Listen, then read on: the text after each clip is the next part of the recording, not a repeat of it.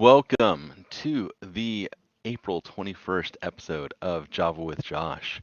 My setup has changed a little bit, if you might have noticed.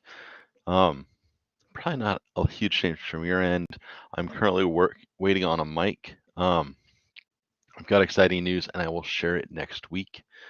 But I wanted to start with some things for this week. First, I want to welcome you. Cyber insecurity is for everyone, whether you are a student, whether you're brand new to cybersecurity, whether you're transitioning, whether you're getting out of the military, whether you've been in cybersecurity for a while, maybe you're a C level. Hopefully, we have engaging, useful discussion and conversation that you want to be part of. One of our guests has claimed real conversations with real people. And that's what we're trying to do here. I'm Josh Mason. I'm going to give you a little background about myself in just a bit and what we're doing with resume reviews today. Um, but first, I want to say if you are in YouTube or on LinkedIn, thank you for coming today. And we've got moderators in chat on at least on YouTube. I don't know if Chris is going to be up on LinkedIn, but if you get timed out or banned, please go to our Discord channel and you can talk to our moderators there. I trust our moderators explicitly. They try to keep chats free of spam bots, any racist, sexist, misogynistic, elitist, or otherwise toxic conversation and discussion that just detracts from your ability to actually be engaged in what we're saying and what we're talking about here. We want you to have your voice. If you have questions, feel free to throw those into chat. If you are on LinkedIn, I'm going to try to follow along with you there through Restream. And if you are on YouTube, then I'm going to be leaning on Chris to throw comments my way, or I'll self-moderate. See how that goes. A few things about me. So my background, I graduated from the Air Force Academy back in 2009, and then I flew C-130s for about 6 years for the United States Air Force, along with my wife, who also flew C-130s. In 2016, we changed careers. She got out for medical reasons, and I switched into cyber warfare. Worked at the Special Operations Communications Squadron down at Hurlburt. Was like the one squadron at the same base that Neal Bridges was at, but different squadrons. Ran the communications for all 7,000 endpoints, all 9,000 users on that base, including Air Force Special Operations Command headquarters. And we worked all IT and cybersecurity for the base. I worked for the commander and had my own flight, doing QA training, mission planning, and exercises. It's like deployments, but practice. And trained up all that, also helped stand up the mission defense teams, which is the Air Force's own defensive and offensive operations to protect their assets, if you will, of all kinds, from ICS to airplanes to the actual IT assets. Switched over to the Special Operations School, taught there in 2018 until I got out of the Air Force at the end of 2019. Worked at the Defense Cybercrime Center's Cyber Training Academy, training in digital forensics, threat hunting, and pen testing, to put it simply, for the military as a contractor. Did that until last summer. Jumped over to INE, have been building out penetration testing student and the Learn Security Junior Penetration Testing exam, which, if you have seen this week, is about to launch, and worked alongside Alexei Ahmed, Hackersploit, and of course Jack Reedy and Neal Bridges, whom you know from Cyber Insecurity if you've been around the channel at all. So that's about to come out. I've got exciting news. I will share it next week. When I was transitioning out of the military, I didn't know what I was doing. I didn't know what I wanted. I was not looking at cybersecurity jobs.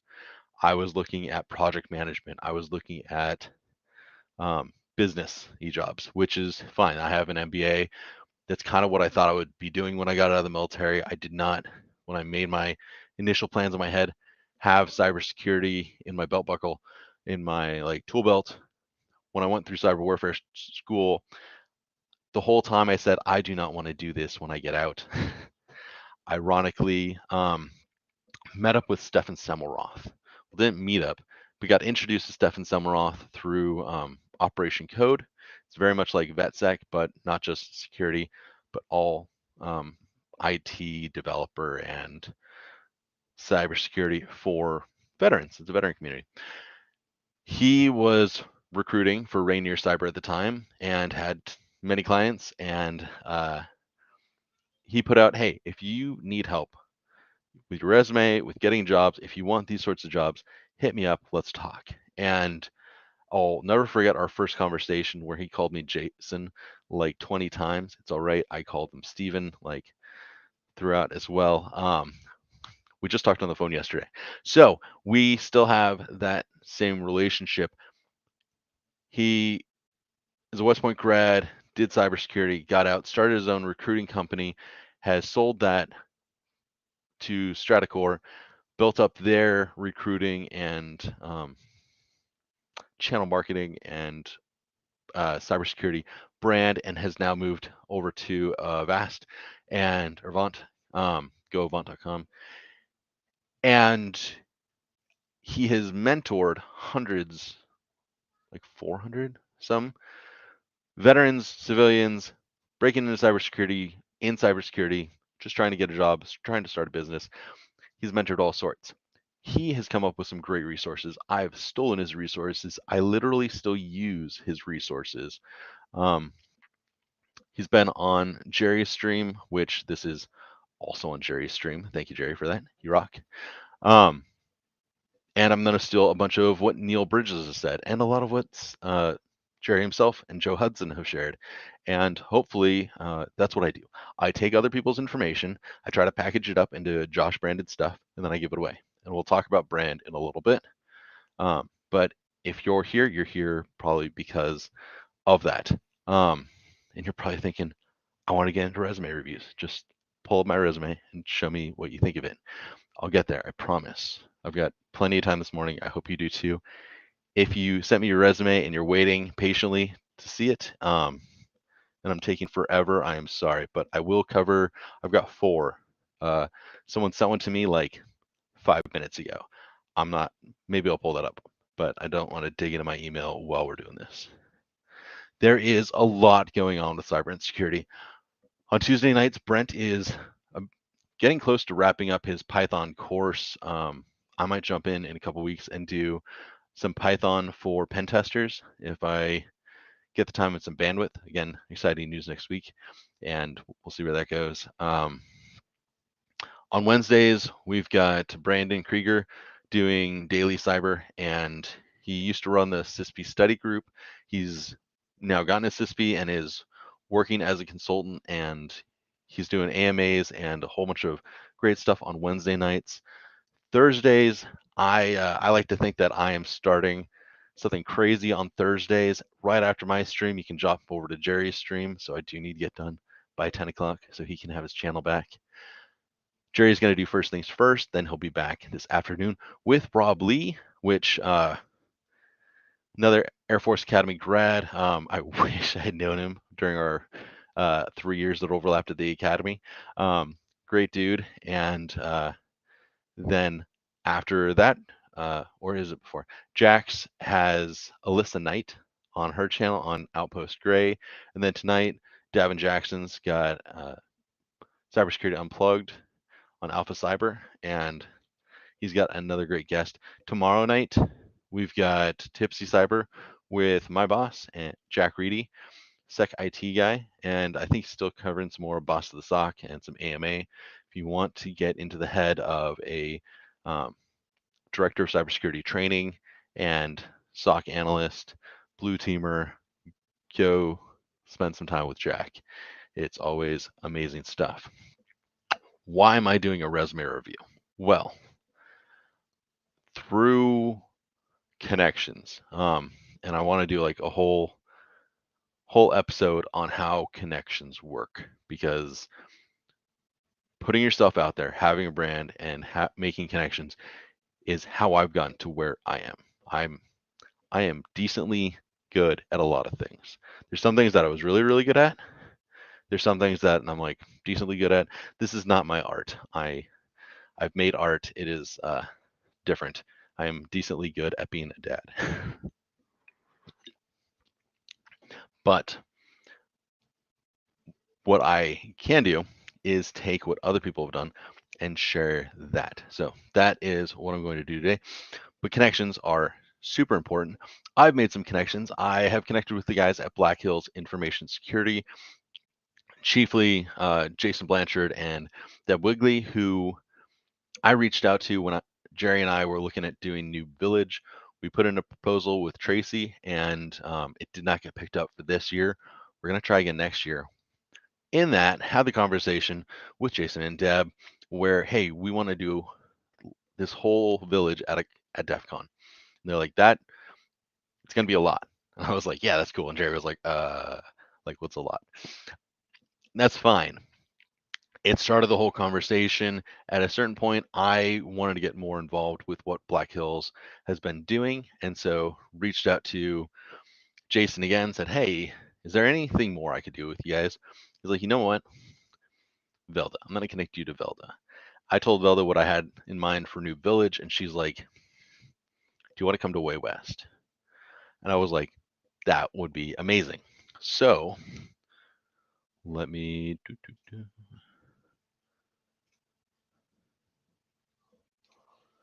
So I am going to be at Way West, San Diego on Wednesday, May 4th. Is it 4th or 5th?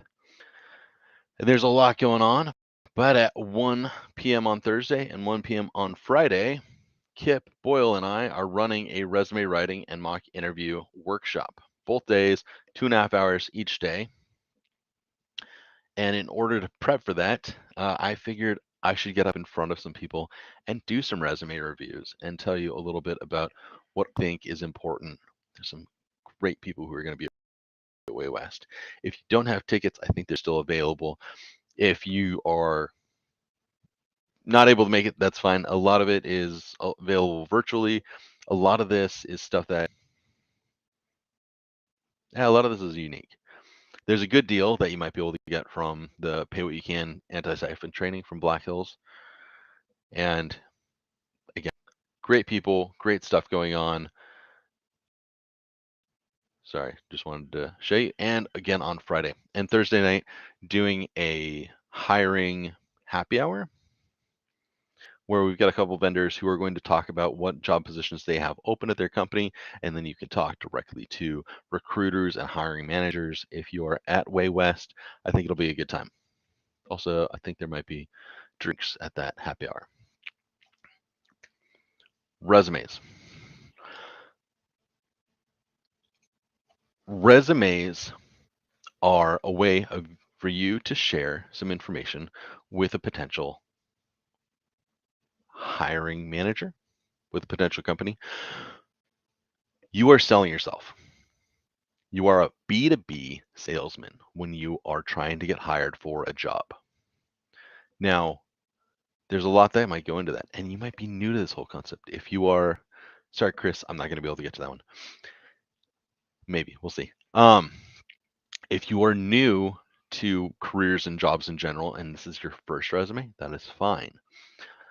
Hopefully we can set some good things in motion and you can take those throughout the rest of your career. If you've been doing this for a while, hopefully I have some useful information for you and you can tweak a little bit of your approach. Either way, you're trying to sell yourself to a company that's going to pay thousands, maybe hundreds of thousands of dollars for you to do something for them. When you go shopping, when I go shopping, when I want a thing, I'm going to do some research. Depending on what it is, I'm going to say this is kind of my price range. If I'm buying a house, like here's my price range. Like it's set because I can only pay this much a month for my mortgage, or I only got this much cash on hand, whatever. For my car, I'm going to pay this much. For my mouse, I'm going to pay this much down here. But I'm going to go with at least a brand I know. A brand. There are different options when you go to Amazon or Best Buy or a car dealership, or you start looking at Zillow. There's things that you include and things that you exclude. The same is true for a recruiter and a hiring manager when they are looking for someone to do a job. I've got SOC analysts. I need to fill, or I've got positions open for SOC analysts. Who am I going to put in these positions? I'm not going to pay 200,000. I'm probably going to pay more than 30 grand. Where in there? I don't know. Depends on the job, depends on the person, depends on what our expectations are and what our budget is. Could I get 2 people for 60K that do like a really good job? Could I get 1 amazing person that'll do it for 120K? Well, I then need to fill something else, like another spot and another shift, because SOCs are 24/7. That's the whole purpose of them. All of that goes in the mind of the hiring manager and the person who is controlling the budget for a position. Thusly, you need to explain why you are worth this amount. And you are worth a certain amount. You have worth. You need to understand your worth. You are not a Walmart brand product. You have put time and energy into creating something that is worthwhile. You have learned some things. You have studied. If you are here, you're putting in energy to be better at what you do. That's my expectation. I hope that's your expectation. If that's the case, then hopefully you understand. Sorry, just check and make sure that everything's working on YouTube. If that's the case, then you need to make sure that you are properly marketing that. There are several brands out there who do marketing really, really well. There's companies that do marketing very, very, very poorly. For example, think of Nike. Does Nike do good marketing? They've got good sponsors. They have good advertising. When you think of Nike, you think of a certain level of quality, and you might think of a certain level of cost. And if you're going to go and buy something that is Nike branded on purpose, both those go into it. You're like, I want this quality and I'm willing to pay this cost. The same thing is going to work for a hiring manager. If they look at you and they go, I don't know what your brand is, I don't know what you're worth, and I don't know what your quality is. How can we fix that? One of the first ways is going to be your resume, which is what we'll cover today. The other is everything else. What do you have to show? Today, with social media influencers, which apparently I counted that, whatever.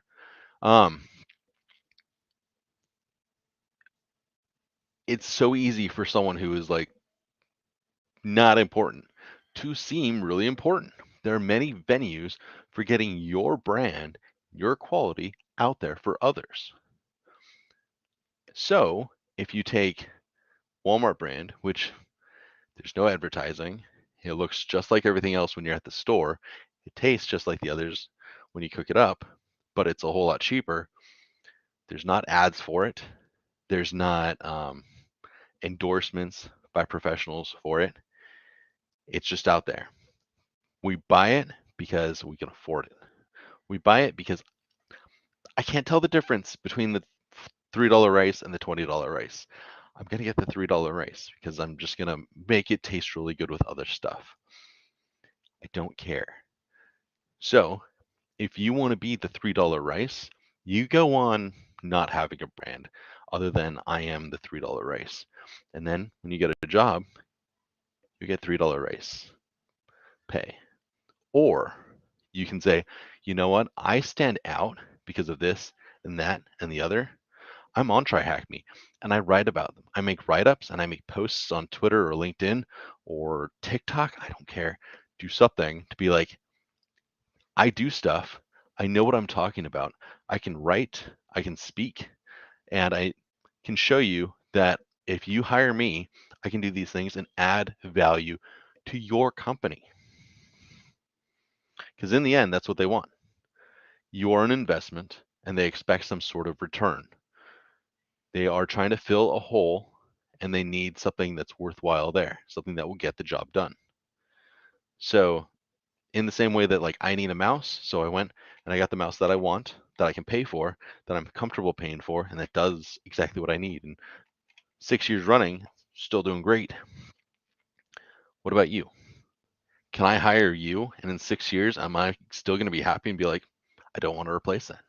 I like what I'm getting out of it. Or even better, like, this is amazing. I want this guy in charge and to bring in more like him or her. So, branding. That goes on in the back of my head. Thank you to Dr. Mansour Hasib for really poking and prodding me with that and putting out a great book on personal brand in cybersecurity. If you want it, go check it out. For the resume reviews, I am going to use this resume rubric, which is the bot working? It doesn't look like it is. If I've got BSEC or NetFraser or someone, is it just me? That's fine. If someone can reset the bot, that'd be awesome. Neal Bridges has done a bunch of resume reviews, and because his brain just works in a certain way and he thinks of all these things automatically, that's great. Josh Binsfeld, Angry Amoeba, and Brent Eskridge put together all the things that they noticed Neal saying over and over again into this resume rubric. It's cyberinsecurity.tv, and if you go to resources and you'll see resume rubric, it says it's new. It's been around for a while. Just Chris needs to update the website. But we'll go through this. There is experience. So is your experience written in a way that shows you brought what value you brought to the company, not just your job descriptions? And I'll get into details on that. No word soup. So skills vomit. Like I am skilled at Linux and Kali Linux and Ubuntu and Nmap and Metasploit. Those are annoying. There are better ways of showing your skills and your value than just listing a whole bunch of things. There's a proper way of doing that that actually gets across to the hiring manager that you know things, as opposed to, well, what'd you do with that? Like, how do you know that? Like, what level do you know? And why is that valuable to me? Or did you just go to the job posting and see like all of the technology there and then copy and paste it into your own resume? Like, do you have these skills? Am I gonna have to like go to an interview with you and then really dig in and be like, okay, so how do you add a filter for SMTP in Wireshark? Because you said you know Wireshark. And you go, I don't know. Well, if you say I did this and that and the other with Wireshark and Ncase and did a packet analysis and found with Security Onion these IOCs, okay. Now you make me think without me having to like really dig in an interview that you know what you're talking about. Again, I'll get into that in a bit. Length, you want a length that presents you. There are a lot of people who are like one page just because it's got to be fast. Well, it depends. If I was hiring for a SOC analyst like level 1 and I'm going to get like 2,000 resumes and they're all entry level and they could all be right out of school and like a little bit of stuff, like, yeah, I want it to be easier.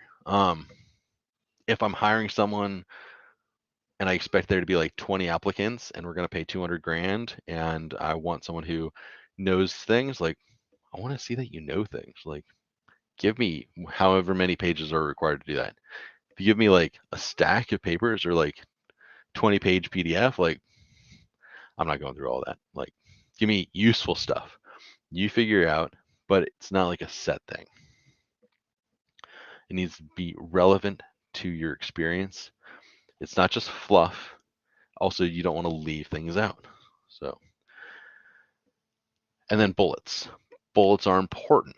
Bullets are crucial. Bullets are how you explain what you know and how you know it and how you showed it, how you added value to your previous companies, how you add value to those who you touch, even if you're not in a job. That is important right there. How do you add value, and how can I expect you to add value when you're working for me, when I'm a hiring manager? Those are the things that I want to see. So the way Neal puts it is what, so what, now what? Jerry and Stefan talked about it as action, um, outcome, and effects, if you will. So maybe you were a sysadmin and you worked on something for you did trouble tickets. Trouble tickets come in, you process them. Your resume bullet might currently look like processes trouble tickets and helps customers. Okay, so how many did you do? You processed this many. What effect did that have? Like reset this many passwords and maintained the system for this many users with optimal uptime and great reviews from executives and directors. Thus, ending with this much uptime, happy customers, and this much revenue for the company that year. Like, were you part of that? Were you part of them selling something? Because a lot of people say this, cybersecurity is a cost center. I don't think it is. Cybersecurity is part of business operations. It is part of getting the job done. They have a building, they have infrastructure. Even if everyone's remote, you pay for laptops and accounts and software and cybersecurity. Those things are all investments that end with a return on investment. Some of it's easy, some of it's more complicated. You are part of that. So, what does the return on investment for you look like in an organization? Did you help make things possible? Put that in your bullet. I'll show some examples as we go through. So this is the rubric that I will be using, and I've got a few. Actually, this one just came in. I just redacting it. So let's put it over here. There's a few things I want to point to you. Simplycyber.io, and then you go to free resources. There is cyber resume templates. And I wish Streamlabs was working, the bot was working, and would drop this if you put hyped exclamation point templates. But simplycyber.io, it's not that hard. There's a short form, there's a long form. These are great. Joe Hudson and Jerry came up with these. Very useful. The one I use is Stefan Semmelroth's. If you use Stefan Semmelroth, and then GitHub resume template, they'll come up. Hit me up on Discord or LinkedIn, and I'll drop you these links as well. I'll put them in the show notes, all of this too. It's the same thing that he's got over here on his Rainier Cyber Stratocore site. This is still up. I don't know how long it's going to be up because he's not with Rainier Cyber or Stratocore anymore, but it's good content if you, again, show notes or hit me up in a DM.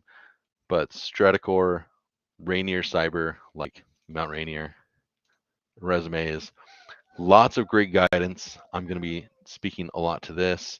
Templates, which this is the exact same template. This is what my resume almost looks like, except I got rid of the Rainier Cyber logo.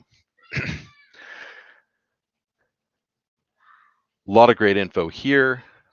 Then direct from the horse's mouth on Simply Cyber, you can hear Jerry and Stefan talk about resumes.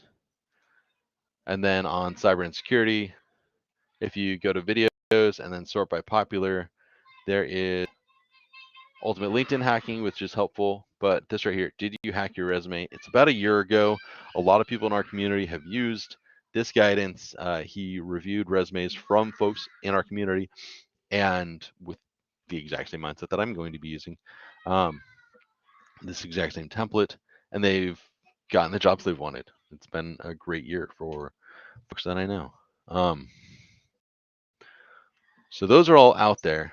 Let's now jump and look at our resume. Actually, I'm going to try to be a good host and see, did anyone talk to me about stuff?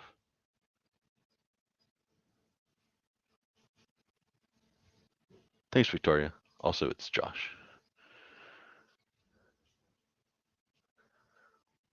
That is okay. 2,000 good resumes that look like this is perfectly fine by me.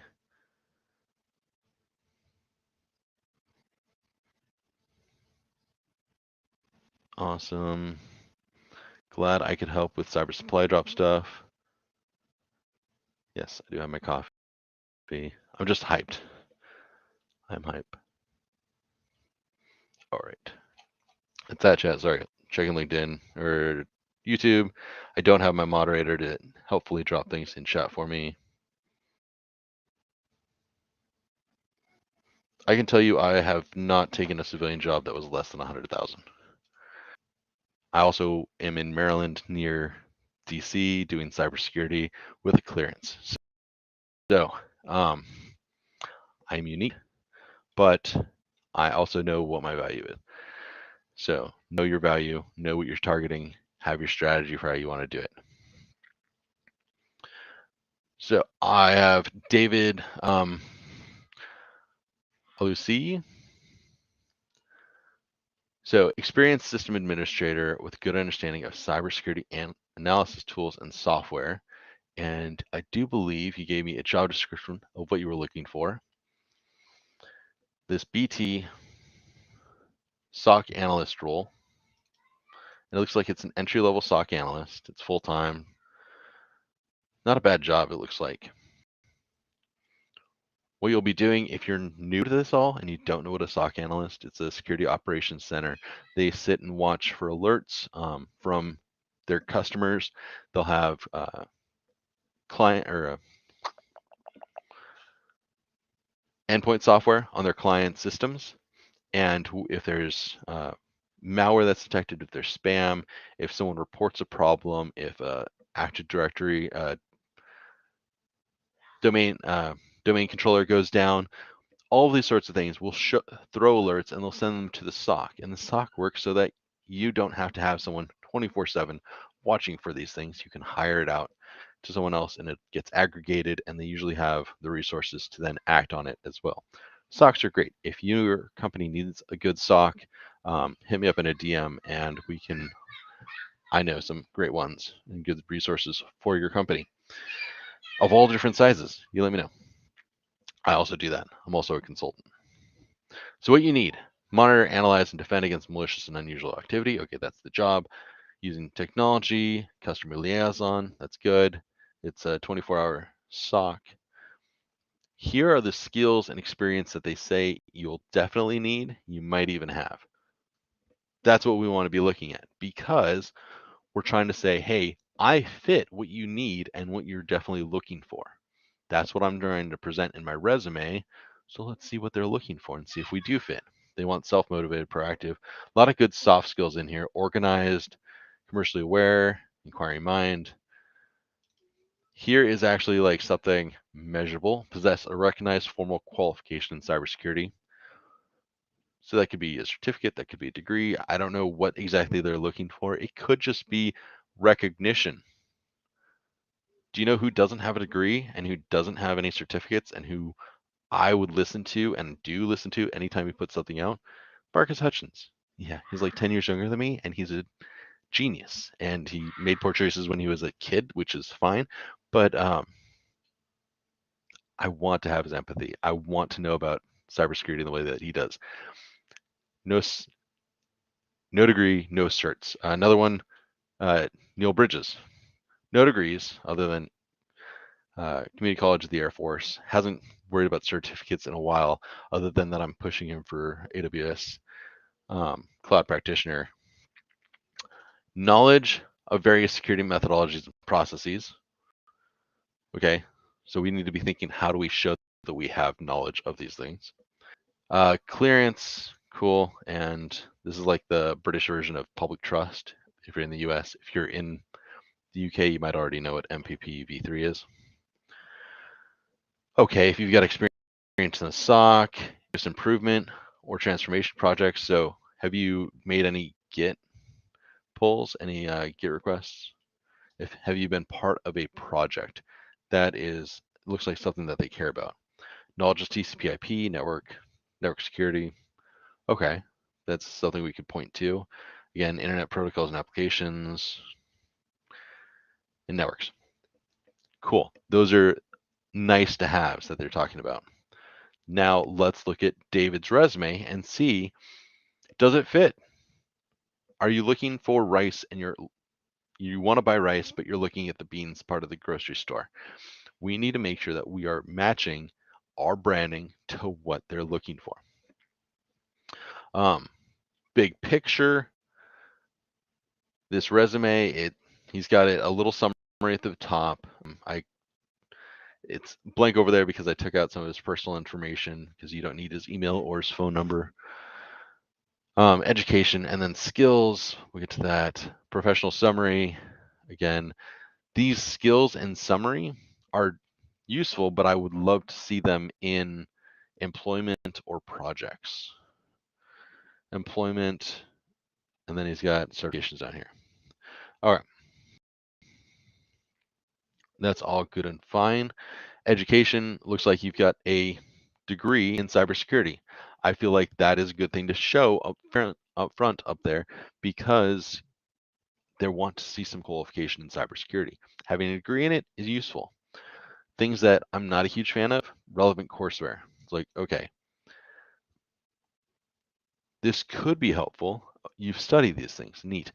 What really I want to know is what projects did you do? What did you do in that year that you were studying? Did you build a tool? Did you build a repository? Did you spend this much time on TryHackMe? Do you have a 180-day streak? Do you have a 365-day streak on TryHackMe? What's your ranking? Like, do you have Blue Team Labs online experience? Did you do your own lab? Took this information, built my own lab, and or maybe you worked on some of this and did open source projects. That's kind of some sort stuff I would love to see in there. This relevant courseware. This is kind of what I assume when you have a degree in cybersecurity. But also that just could mean that you study this stuff and you pass tests. And is that valuable to me? I don't know. Probably for this role, maybe. And then your tools and skill set. What do you know about Windows? What do you know about Linux? What do you know about Mac? Like you say these things, but like to what extent and in which way? Does that make any sense? Hopefully you could tie this into either projects that you've done, things that you've studied, or work that you've done as a system administrator.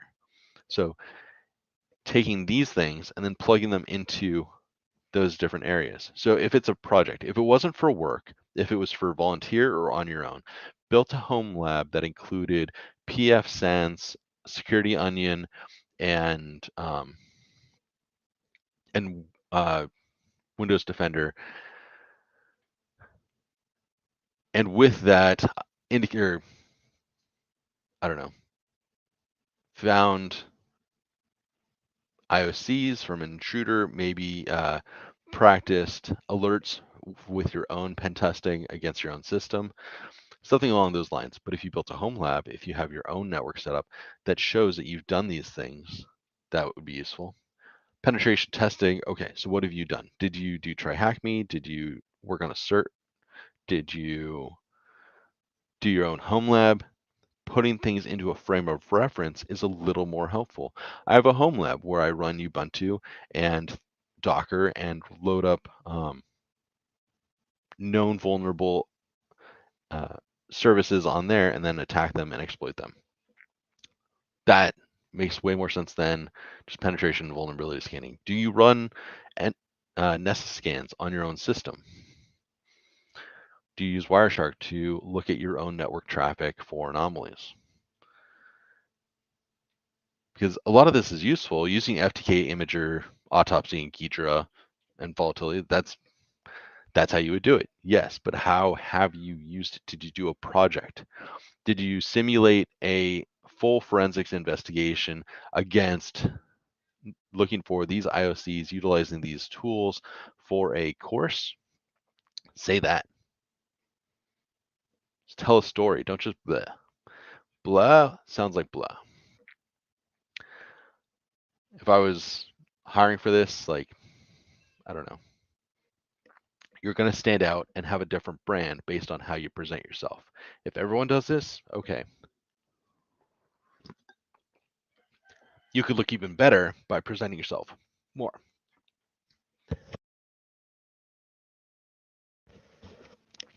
Sorry, talking a lot. All right, professional summary. Now you go into some more details. I like that you're telling a story with sentences rather than just bullet points. But how do you have knowledge of information security management, inclusive of ISO 27701? Which this one's good. I like this because in the job description, they talk about that you're going to support and maintain the ISO 27701 certification. So if they're using that and you've got experience in that, that's awesome. But where's your experience from?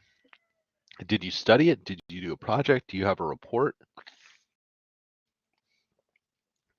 Did you analyze of an organization utilizing ISO 27701 and what their suggested strategy should be for implementation as a project for one of your courses? Because I could see that. I've done something similar for business cases. Spell that out there, especially in this situation. Okay, so you know how to analyze how we comply with ISO 27701, and maybe when you get here, you can be like, okay, I see you guys have already done this, so this is what's next. You can be part of the process of improvement. As opposed to this, like, maybe, I don't know how much you know about it. You know the words, but like, what have you done with it? Soft skills, I kind of like this, but truth be told, I would love to see this in what you did for your job. If you have strong communication skills, like, and then down here, first point of contact for data related queries, back here on the job description, it talked about being,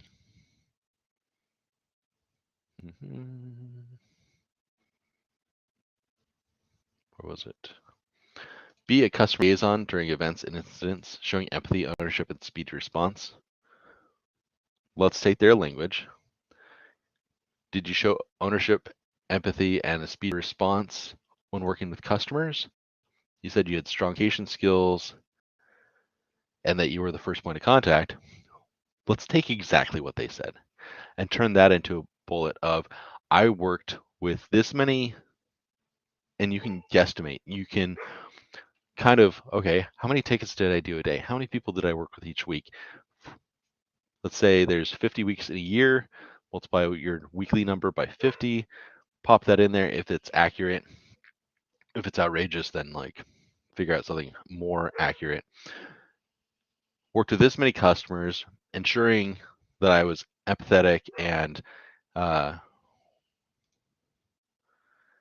took ownership of the situation, ending with a speed response, in closing these tickets, gaining myself a promotion, gaining myself a commendation from leadership. Did anyone notice? Getting high reviews from customers or personnel required our assistance. Put in better language than that, but or a less wordy sentence, but show what you did in their language. Use their language. They want something, match what they want, especially if you did that, if you were empathetic and took ownership. Then use that. Now what? How much, like, or what? So what? So why does that matter? Why does it matter that you did that thing? What value did that add? You did a thing, you were empathetic to customers. Awesome. Helped this many customers. Oh, that's good. Ended up with the year having like this much downtime, like only losing 1 day of business because of password resets or network downtime. Oh, okay. Well, that's awesome because we don't want to have downtime. So when you get over here, I can expect that you'll be part of making sure that we don't have downtime. Great. That's good. So what? Now what? So what? Or what? So what? Now what?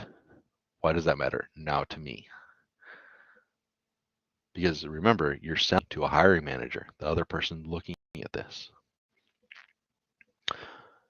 This is great. You're putting a lot of information out here, but this is a lot of bullets just showing what a system administrator does. And you've got some specifics with ServiceNow, and you've got a lot of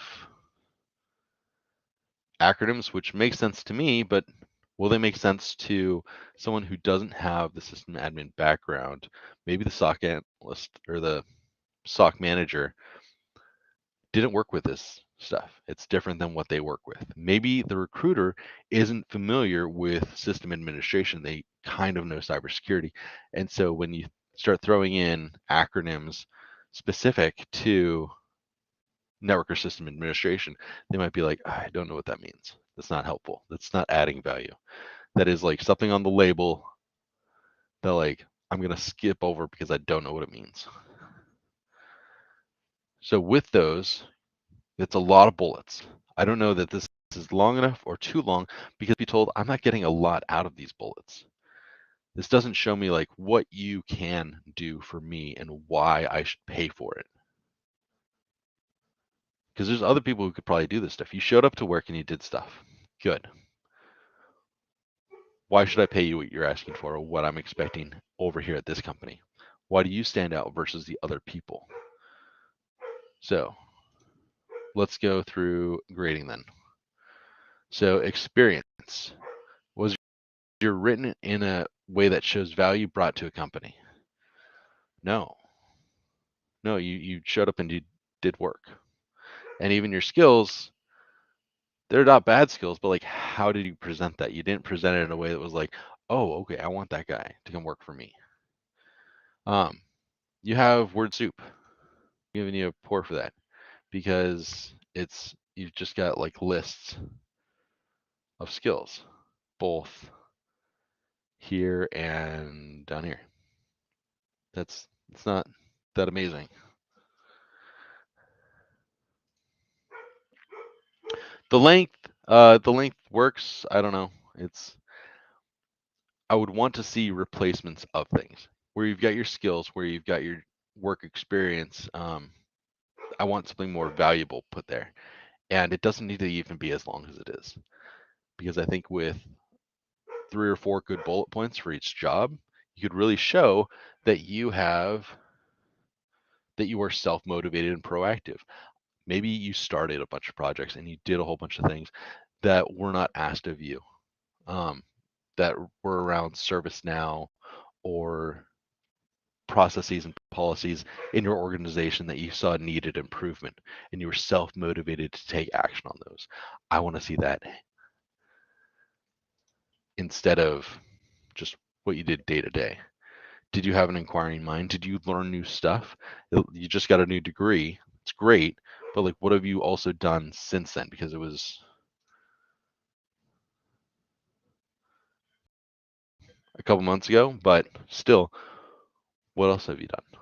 Would love to see some projects that you work on, some things where you stretch yourself more than just through a courseware or through training. Did you set up a home lab? Did you have you written any blog articles? Have you made any videos? Do you post about this? Have you read anything that you've shared with people? Take it back to branding. You don't have a GitHub repository on here. You don't have your socials for LinkedIn or Twitter on here. There's no way of seeing like if you've done anything that your resume doesn't show. Maybe you have a personal website where you show a whole bunch of this stuff, and going there, I would learn how you work with other people, what your mindset looks like, how you do research, and how you explain yourself. That'd be really great to see and see linked here. Maybe you don't have a website. Maybe you don't have LinkedIn. Maybe you don't have Twitter. I would suggest you come up with something, some way of you presenting and branding and marketing yourself that's not just this piece of paper. That's another thing. If you have one leg of your stool and it's not amazing, that's harder. If you have multiple legs of your stool and they're all decent, that is something else. So if you've got a LinkedIn where you're semi-active, if you've got Twitter where you're semi-active and you're involved in communicating about the things that a SOC analyst is thinking about and talking about. Do you follow JJ Davies? Do you follow Black Hills Information Security? Are you participating in the free webinars? Are you taking free training? Are you sharing that stuff? Do you talk about the latest ransomware, the latest incidents, and how you would approach those things as a SOC analyst, or what you think would need to happen as a SOC analyst? You've studied digital forensics. You know how to use FTK Imager and Wireshark. Let's see some blog posts. Maybe you have a decent enough camera and you can get like a $40 headset. I don't know. I know you're not in the US or the UK, but or maybe you are in the UK, but can you get some things that then you could create videos? If that is your way of explaining things, great, use that. Can you write blog posts? Can you at least write a tweet? Could you make tweets once a day, once a week? Something. Doesn't have to be, you don't have to be a social network influencer, but can you put out something that I can go to and be like, okay, this guy's involved. This guy knows things. This guy is still learning. He is still growing. And you know what? I think if he showed up at work with us, we could have conversations and we could get greater value than just someone who clocks in, clocks out, and can process alerts when they pop up. So your brand. So relevant summary and bullet rules. You didn't do what, so what, now what with any of them. You just, I did these things. I did things. And it sounds that exciting. So that's the first one. David, it's fine. We're doing this review not because you're a horrible person, not because you suck at like writing a resume. It's because there's room for improvement. And you've studied, you've done LinkedIn training. I saw you've grown, you've been a system administrator, so you understand that processes can improve. That's what we're doing here, is we're just improving processes. My resumes, even my current resume, has a lot of things that need to be fixed, and that's fine. I'm of the mindset that you learn how to do things, and then you spend a lot of time getting good at making them amazing. Back in college, I skied a little bit because we were in Colorado, and skiing initially is not hard. You just point the skis down the hill and you'll get to the bottom of the hill. You might fall a lot, you might crash, you might hurt yourself. But in general, it's not like hard. Becoming really good and competing at the Olympics takes a lot of work and a lot of improvement. Snowboarding, initially, like the first day, first couple days, you might be really, really bad at it. I know I was. But it's easy to get to a point where you're like, whoa, I feel really good, and you can do and stretch and do more things. But again, it is a continual improvement process. Writing a resume is going to be the same way. Not a lot of us have tons of experience in this, and by the time you do have tons of experience, your resume should look and feel like that. And if it doesn't now, that is perfectly fine. Just know that there's work that you can put into it. So things I would recommend, David, for you, take your skills, plug them into projects, either for school, for personal, or for work that you've done, and show how you've used them in a way that is relevant to this job. Some of your ServiceNow work, does it apply? If it applies to this job, highlight that. Otherwise, leave it out. I have done somewhere between like 700 and 800 landings in a C-130 on 5 different continents. And that doesn't matter for any of the job posts I've ever applied for. Is it cool? Yeah. Is it something I had to do as a pilot? Yeah. But like, does it matter for the job I'm doing now? No, not at all. Even my flying experience, I did a bunch of additional jobs because that's how the Air Force and being an officer works, is you have like a thing and then you have what you really do for the 35 hours of the week that you're not flying. And I highlight those things that are relevant to what I'm trying to do now in cybersecurity. But the flying, this thing that I spent so much time, the Air Force spent millions of dollars training me to do, doesn't apply to anything. So I just don't talk about it in my resume. I'll talk about it over beers or on a layover or just for fun, but not in my resume because it doesn't show value in the role that they're trying to fill. So take a look, see if there is any big questions. Any free home project seam recommendations? Greylog's fine. Waza is fine. I think Waza's Security Onion. Lima Charlie isn't SaaS EDR, which is really cool. Connect with those guys on LinkedIn. Jerry has shown how to use the Lima Charlie tool on Simply Cyber. It's pretty neat. ComSec custodian for 4 years. Nathan, thanks. How can I translate that to cybersecurity field? Oh my gosh, ComSec custodian. So you know how to do access logs. You know how to properly control and handle an audit, information and technology. If you know anything about TCP/IP and vulnerabilities, you put those three together, and you are quite valuable to all different levels. But yeah, I love my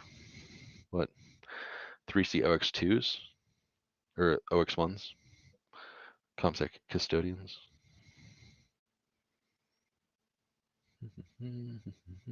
All right, nothing too crazy over there.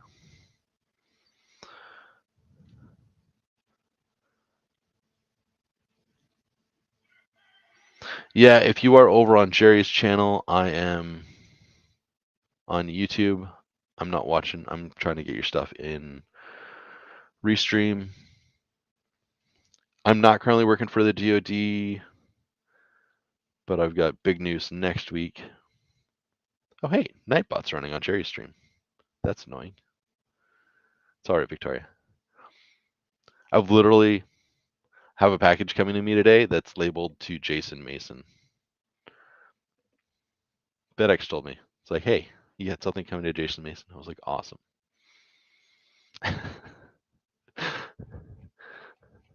So it happens quite regularly. All right. What time is it? 9:30.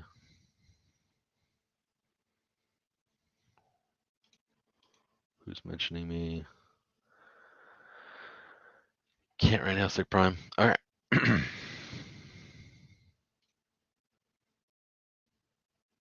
Sorry. Pretend like I'm not. All right. Andrew Hickman did not get a job that he's applying to. I think that one applies to this one. Yeah, that's Joseph's. Okay. But he's a junior SOC analyst. All right. So we'll just do, we don't have something to compare it to. So let's run through bullets, overall summary, experience, word soup, and length. And just general. So Andrew is a junior SOC analyst. I would drop junior personally. Just say that you're a SOC analyst. If you've been doing it, perfect. I know your job description probably says you're a junior SOC analyst, and this goes into experience. Is it just one page? Yeah. Previous experience as well. Oh, you did yours very interestingly. Okay. A lot of people just put their job title as their company claims it. Like right now at INE, I am a red team instructor.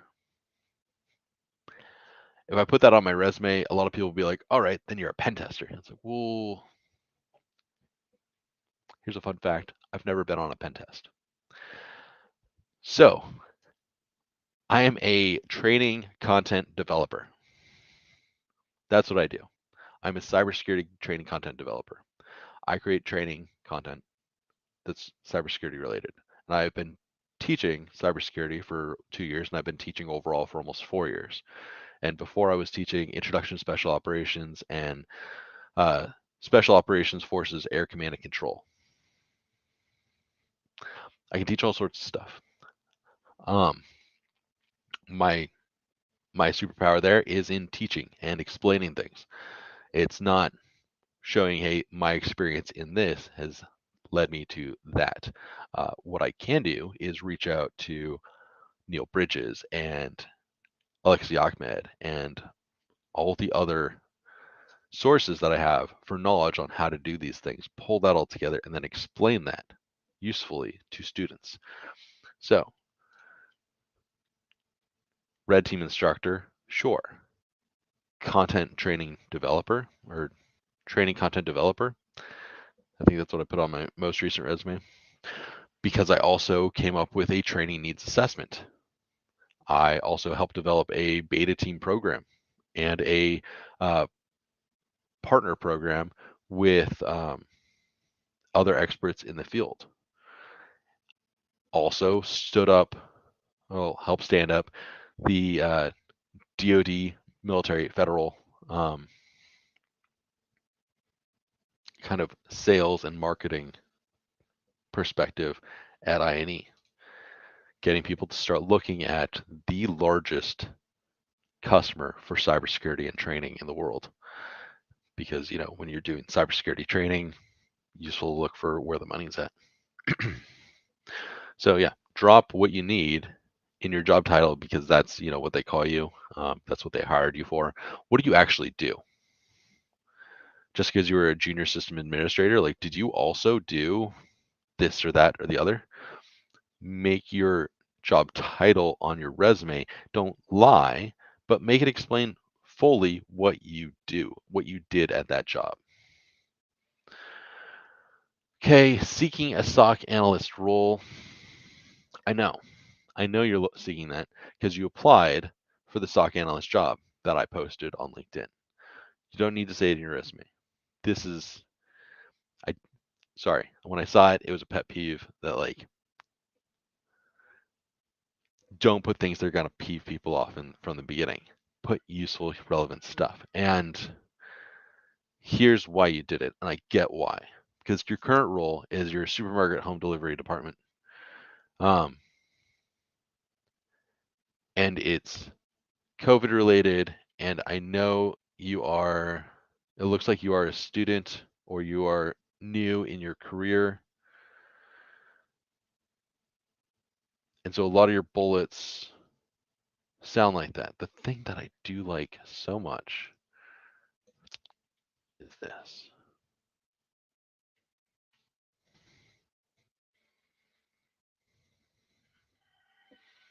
And you should turn around and use this more. You have a website.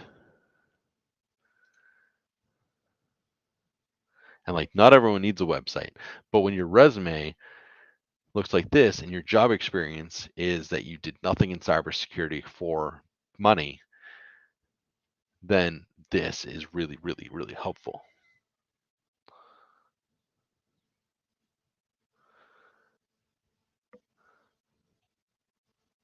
I do wish you organize things a little different. I want this near the top. This stuff's good. SOC analyst intro. If you are not in Blue Team Labs online, if you don't have like Splunk on your home office, there you go.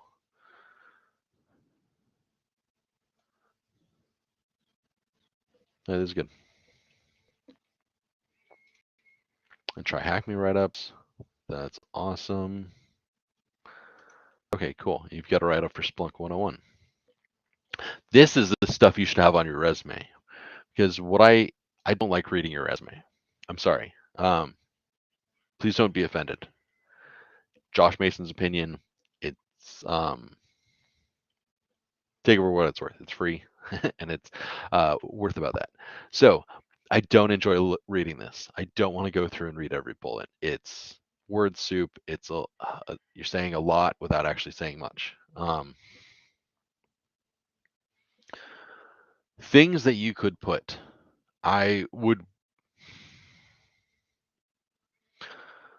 Ways that this doesn't help you. This is not ATS friendly.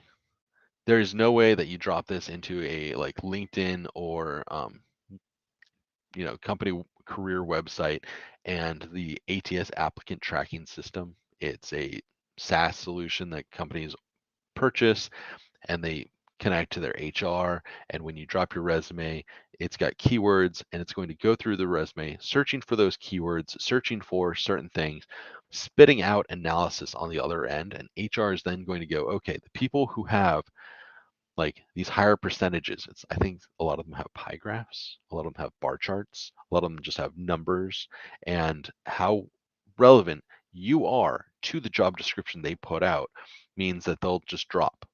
They'll be like, all these that are like zeros, drop. Don't even want to see them because I've got 2,000 of these to go through. The ones that are below 30%, don't care about. The ones that are 60 or below, like, okay, let's take a look at those. The ones that are above that, that's where I'm going to start. If I got one that's 100 on my ATS, like you know, the things I know how to do in HR as a recruiter are go into the ATS, find the things that are 100, read through them, look at the job description, and be like, this matches. Gonna pass it off to the hiring manager. I don't know what any of the stuff on it means. I just know like this word is the same as this word. That's your lowest common denominator as a recruiter in an ATS. Make your resume friendly to those people. Thus, use and I throw out Stefan's thing because when Stefan started his recruiting company that got a lot of people hired in really high paying cybersecurity jobs. The first interview he got me to walk into pays more than I've made ever in a job. I didn't get that job because I didn't have the experience, and I'm kind of glad I didn't. I learned some things afterwards, but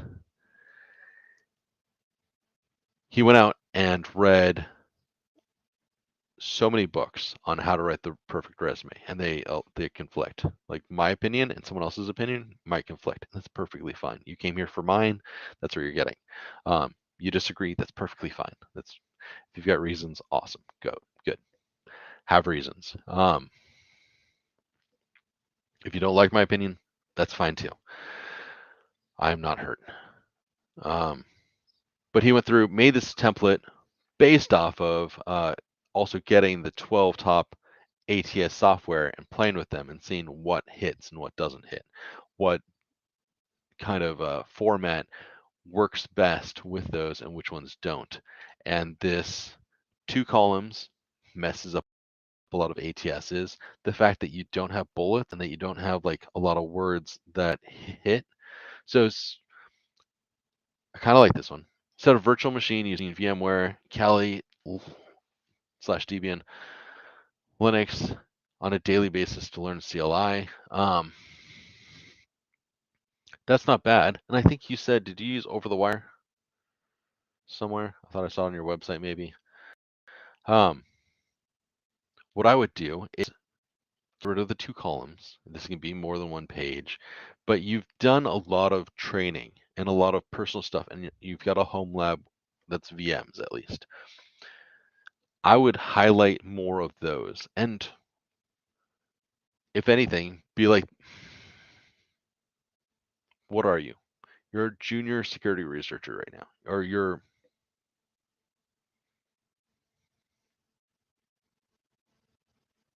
I don't even put that. Just put what your real job is right now. You right now are a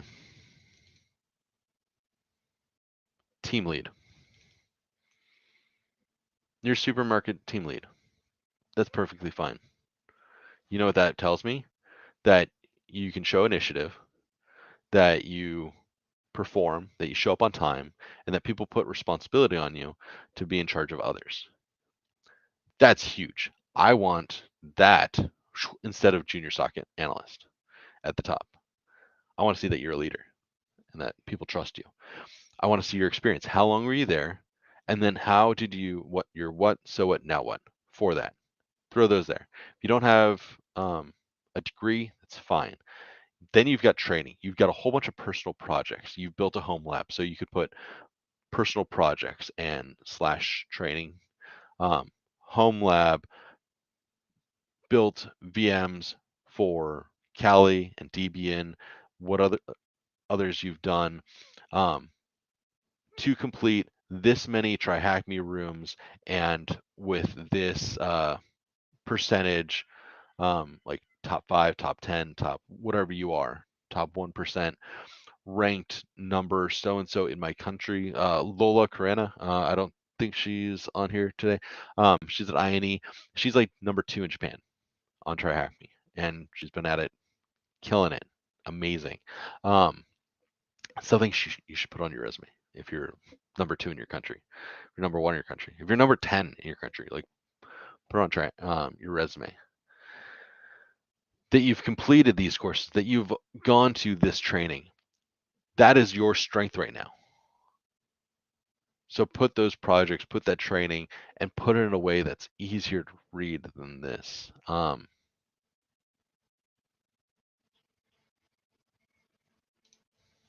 So you definitely have word soup. It's just put it in a strange way.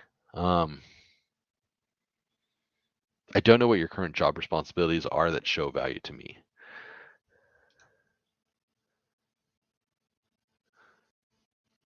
You don't need to justify why you're looking for a new job. That's perfectly fine. Everyone understands why people are looking for new jobs.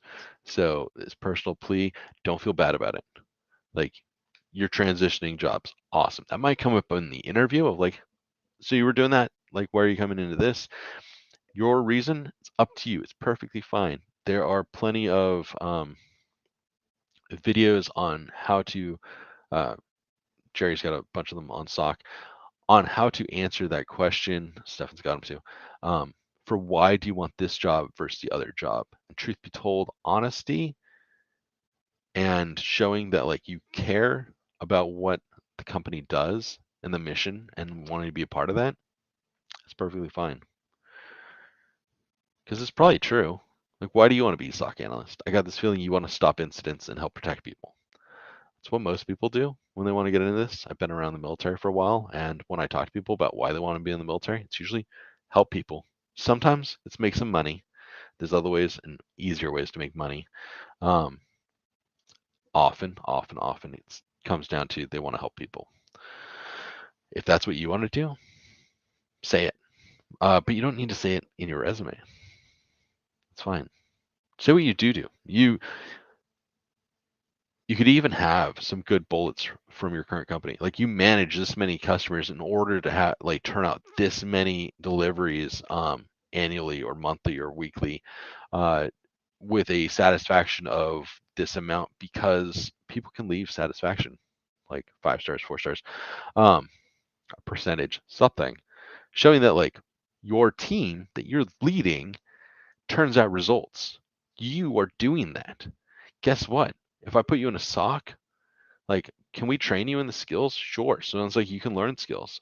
Awesome. But what I really care about is, can you perform, and could you eventually become a team lead? Because I'm investing. I don't just want Joe Schmo. Like, I could go find Joe Schmo in like an hour. I put out a job description and I'm going to go through a bunch of resumes because I want someone of value. Show that you have that value. I can run a team and make stuff happen. Tell it here. You can organize people and motivate them and make them come in on time and make them do a good job. I can't teach that. I have no idea how to teach that. I could help train that. Did that at the academy. Done that with my teams. But like, I can't do a courseware that shows how to do it. So if you are able to do it, like, that's valuable. You learn that somewhere. You learn that on like School of Hard Knocks, working with people. That's valuable, and I want to hire that. All right.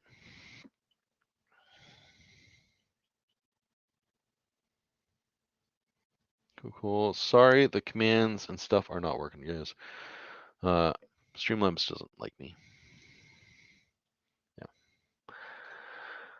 Yeah.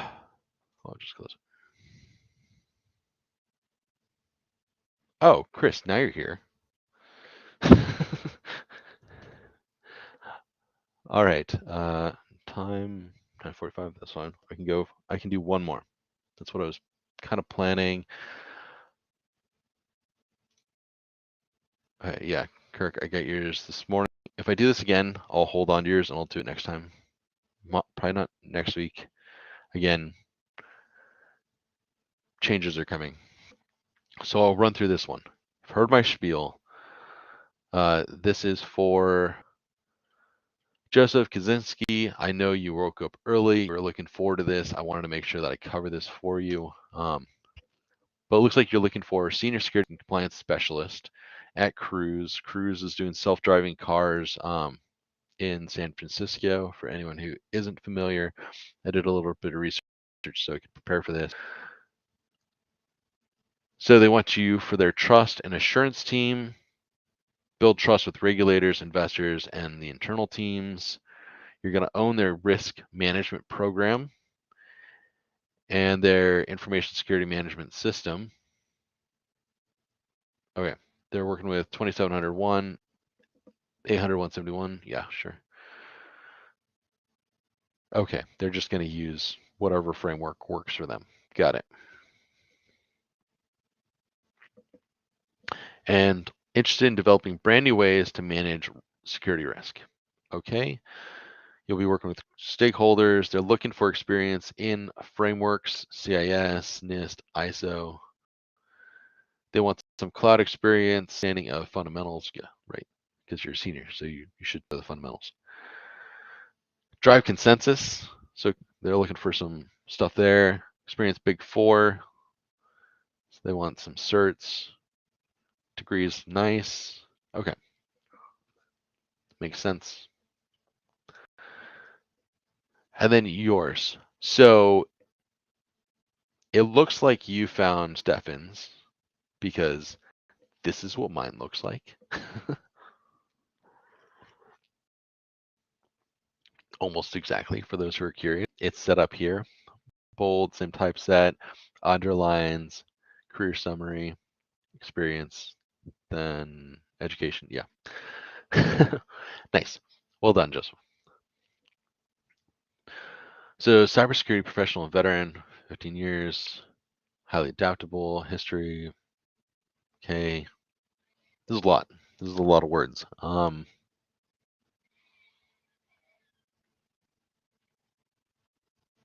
This is a lot of words, and it's not a great, I don't think it's a great summary of why you should be in this role. I want 2 sentences. I want things that point out that you know how to share risk with stakeholders. If like they've said it in here, they've said it in here, they want someone who can help develop. Can you develop a risk management strategy? I think you can. I've looked through your stuff before. I think you've got the idea. So put that in your summary. You're looking for this. I bring this. Boom. Let's get this done. Send me the offer letter. That's what your career summary should say. Like, you're looking for this. Well, guess what? I got you covered. I got all those things here. 2 sentences. Boom. You're looking for that thing. Let me present that to you. Because I've read through your stuff and you've got it. Certifications is useful here. We're asking for certifications. Other people have different ideas. For this role, I think it works. Then your experience, you've been doing cyber information assurance and cybersecurity, network engineer for contracts, looks like. You know, SaaS. Okay. You've got a lot going on here that may or may not apply. I want some what, so what, now what. You were military, I'm sure you did. Though, truth be told, I was kind of confused. I did not see, yeah, your military experience on here. Even if it doesn't apply, even if you were like supply chain or cook, kind of want to see that you did something because I'm sure You can't go 4 years without being a leader. You can't do any sort of contract in the military without being a leader of some level. It's what we train people to do. So I want to see that. Even if it's one bullet, if you can turn it into 2 bullets, money about leadership and about your soft skills, if nothing else. If it doesn't apply technically to what you're trying to apply to now, but it helps with your soft skills and maybe your project management, your program management mentality, that'd be really useful to see. Also, you said veteran, and so then I'm looking for your vet experience. I'll just say it's not that I don't trust you. I'm just looking. Also, as a veteran, I'm like, well, what did you do? Like, did we cross paths? Were we deployed together? Um, and it looks like you started civilian stuff in 2009. So no, we didn't. But I'm so curious. Even if it was, I don't know. Even if you got hurt at training, like, let's put that. Let's put something. Or just know that it's going to get brought up in the interview. Like, if I get in front of you, I'm going to ask, like, so you said veteran experience, like, where were you? What'd you do? Just as a curious veteran.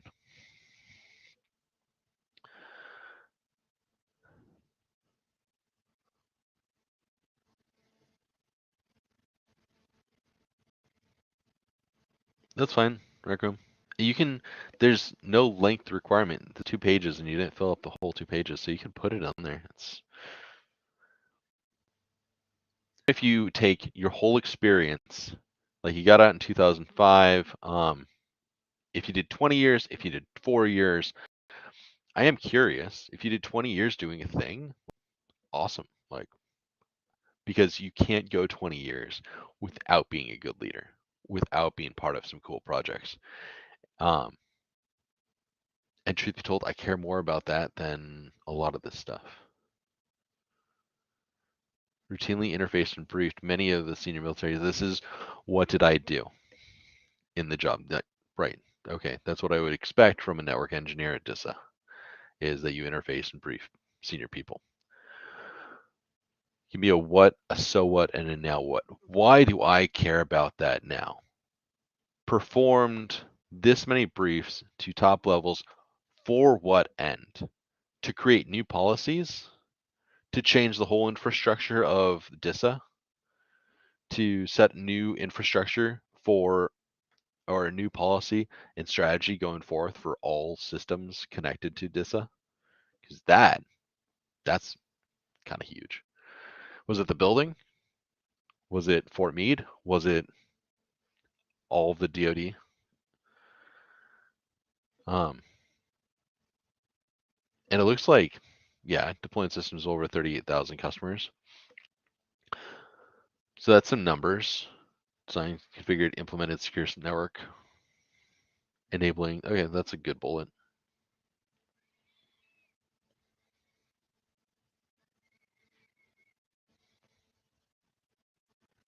Curious if you could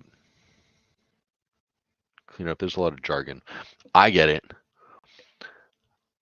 This makes sense to me, but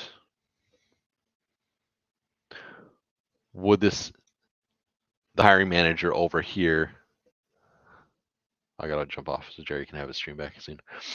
This hiring manager at Cruise understand what all the stuff is that you did at DISA?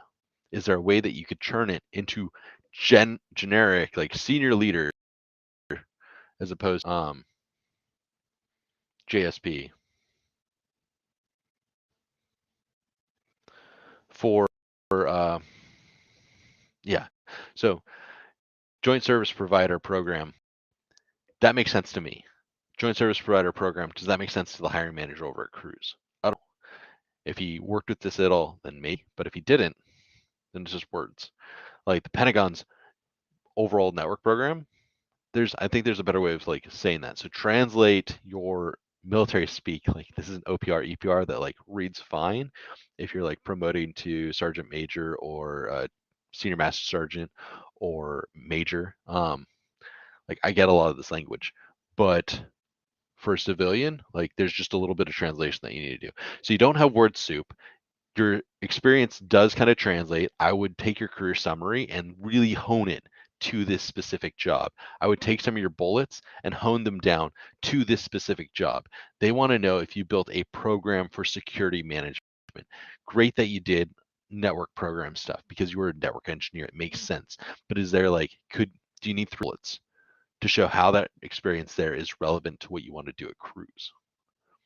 I'd boil it down and make it easy for the hiring manager and HR. It's not bad. It's good. I like your template. I like your layout. Glad you're finishing up this. Your technical tools, I would love to see this in your projects. Okay, this is not bad at all. I like this projects more than some of the others I've seen today. Yeah, hope that's useful. Hit me up on LinkedIn, Joseph, if you've got more questions, or on Discord, and we'll go into it more there. But not bad overall. Does this make sense to people? All right. I do need to get off so Jerry can have his stream back. Lots going on today. First things first with Jerry now. He's with Rob Lee this afternoon. Jax is with Alyssa Knight this afternoon. And then Davin Jackson is going to be live at 6 on Alpha Cybersecurity tonight. A lot of great stuff. Tipsy Cyber tomorrow night. Join us on the Cyber Insecurity Discord for more follow-up if you want to chat with me. And I've got big news coming out next week. So with that, you guys have a great rest of your week. And thank you for joining in.